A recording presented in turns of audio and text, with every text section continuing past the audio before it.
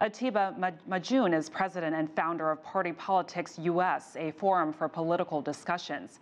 He disputed that President Trump caved by ending the shutdown.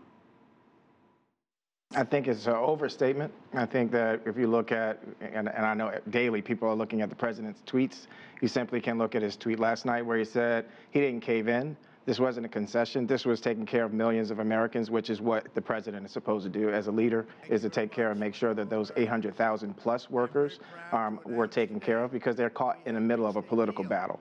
So do you think that was the trigger for this, the federal workers? Yeah, I think there are a number of things. People are talking about what happened at LaGuardia Airport yesterday with the airport being shut down, which was really a massive inconvenience to a number of people who are traveling, but it's also not a good reflection of American or American values.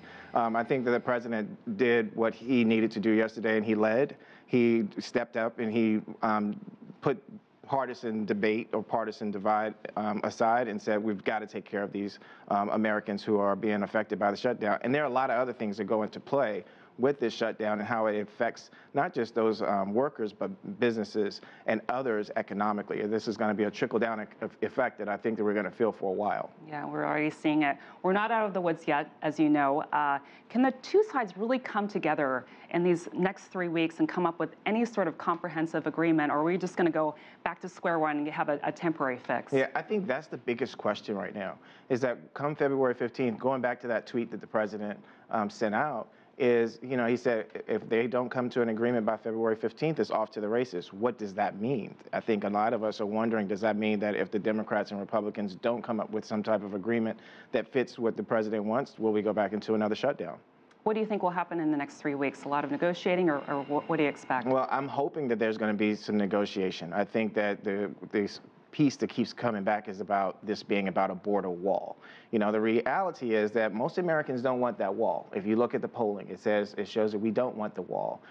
Do we want to have enhanced security at the border? Yes, but we keep hearing these different conversations that the president's talking about drugs and illegals coming across the border, and the Democrats continue to say, well, they're not coming through the ports of entry that are coming through, and where we're catching them are at airports. And so, you know, the question now, February 15th is going to be, I think, a date that people put on their calendars. I think another piece that's important is to look at how Americans are going to be spending money between now and then, the concern, and what is the rhetoric that's going to ramp up. But the politics right here are very divided.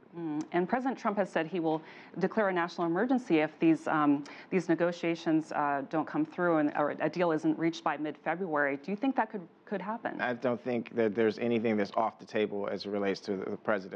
And I think that one of the things that we keep getting caught up is that we keep wanting to look at politics as usual, and nothing has been normal under this presidency. That's for sure. We'll leave it at that. Atiba Madyun with Party Politics US. Thanks so much for coming in. Thank you.